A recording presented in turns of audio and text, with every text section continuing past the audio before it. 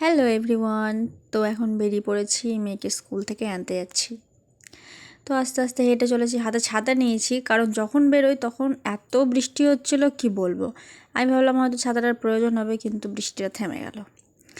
তো চলো, আকাশটা মোটামুটি তো পরিষ্কারই হয়ে গেছে। তো আমি যাই, আমি হেঁটেই যাচ্ছি, কারণ স্কুলটা বাড়ি থেকে খুব একটা দূরে না।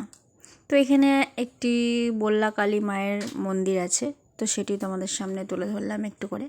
তো এই যে কথা বলতে বলতে আমি স্কুলের সামনে চলে এসেছি, তো দেখি যে ছুটি হয়ে গেছে, সবাই অলমোস্ট চলে যাচ্ছে। তো আমিও ঢুকে বললাম, ও কিন্তু এখানেই দাঁড়িয়ে থাকে, তো দেখতে পাচ্ছি না, নিশ্চয়ই মাঠে আছে।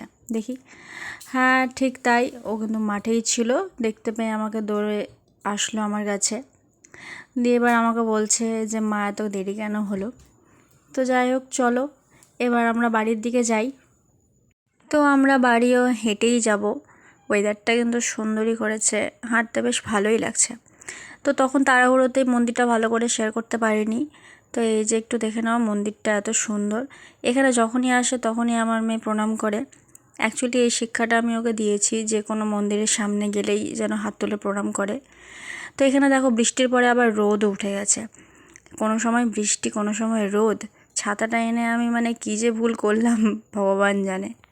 তো ছাতাটা যেমন এনেছিলাম তেমনই নিয়ে আবার চলে যাচ্ছি বাড়ি। তো ভিডিওটা এতটাই, আমরা তাহলে বাড়ি যাই। ভালো লাগলে অবশ্যই একটা লাইক করো। দেখা হবে অন্য কোনো ভিডিওতে। তো আজকের মতো বাই।